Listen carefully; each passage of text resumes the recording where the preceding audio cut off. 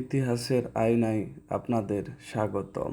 প্রিয় বন্ধুরা, আজকে আমরা আলোচনা করব গুপ্ত যুগের দ্বিতীয় পর্ব, প্রথম চন্দ্রগুপ্ত ও কুমারী দেবীর বিবাহ বন্ধন এবং বাংলা অঞ্চলে গুপ্ত শক্তির প্রভাব নিয়ে। মৌর্য সাম্রাজ্যের পতনের পর ভারতীয় উপমহাদেশে যখন একের পর এক ছোট রাজ্যের উত্থান হচ্ছিল, ঠিক তখনই ধীরে ধীরে শক্তিশালী হয়ে উঠেছিল একটি নতুন বংশ, যার নাম গুপ্ত বংশ। আর এই বংশকে সত্যিকারের সাম্রাজ্যের পথে নিয়ে যান প্রথম চন্দ্রগুপ্ত। তখন উত্তর ভারত ছিল বিভক্ত, কোথাও ছোট ছোট রাজ্য, কোথাও আঞ্চলিক শক্তি, আবার পূর্ব ভারত ও বর্তমান বাংলাদেশের অংশগুলোতে ছিল আলাদা আলাদা জনপদ ও শাসন ব্যবস্থা। প্রথম চন্দ্রগুপ্ত বুঝতে পেরেছিলেন যে শুধু যুদ্ধ করে বড় সাম্রাজ্য গড়া সম্ভব নয়, আর সে কারণেই তিনি নেন ইতিহাস বদলে দেওয়া এক সিদ্ধান্ত। তিনি বিয়ে করেন লিচ্ছবি রাজকন্যা কুমারী দেবীকে। এই বিবাহ ছিল না শুধু রাজকীয় আয়োজন, এটি ছিল উত্তর ভারতের অন্যতম গুরুত্বপূর্ণ রাজনৈতিক জোট।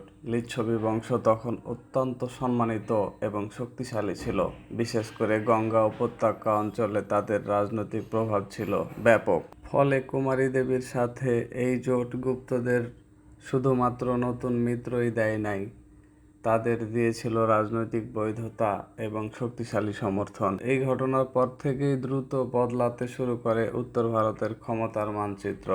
গুপ্তদের প্রভাব বাড়তে থাকে, মগধ অঞ্চলে গড়ে ওঠে শক্তিশালী কেন্দ্রীয় শাসন, আর ধীরে ধীরে সেই প্রভাব ছড়িয়ে পড়তে শুরু করে পূর্ব ভারতের দিকেও। ঐতিহাসিকদের মতে এই সময় থেকেই বাংলা অঞ্চলের সাথে গুপ্ত শক্তির যোগাযোগ এবং প্রভাব বৃদ্ধি পেতে থাকে, বিশেষ করে উত্তরবঙ্গের পুন্ড্রবর্ধন অঞ্চল, যা আজকের বাংলাদেশের বগুড়া ও আশেপাশের এলাকার সাথে সম্পর্কিত, পরে গুপ্ত প্রশাসনিক কাঠামোর গুরুত্বপূর্ণ অংশে পরিণত হয়। প্রথম চন্দ্রগুপ্তের এই রাজনৈতিক জোট শুধু উত্তর ভারতের ইতিহাস বদলায়নি, তার প্রভাব ধীরে ধীরে পৌঁছাতে শুরু করেছিল আজকের বাংলাদেশে।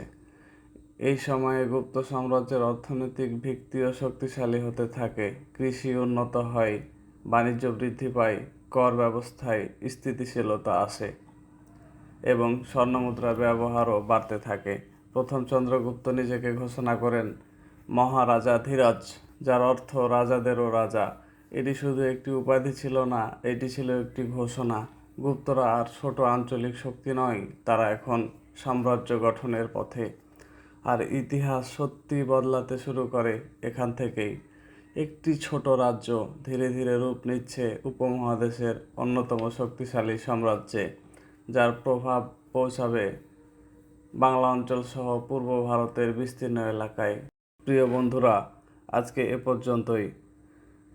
পরবর্তী পর্বে আমরা আলোচনা করব একজন শাসকের গল্প, যিনি শুধু রাজা ছিলেন না, তিনি ছিলেন একজন দিগ্বিজয়ী সম্রাট, যাকে ইতিহাস ডাকে ভারতের নেপোলিয়ন নামে। সমুদ্রগুপ্ত কিভাবে উত্তর ভারত থেকে পূর্ব ভারত পর্যন্ত নিজের শক্তি বিস্তার করেছিলেন এবং বাংলা অঞ্চলের সাথে তার সম্পর্ক কেমন ছিল, তা নিয়ে তৃতীয় পর্বে আলোচনা হবে। আমাদের সাথেই থাকুন। ধন্যবাদ।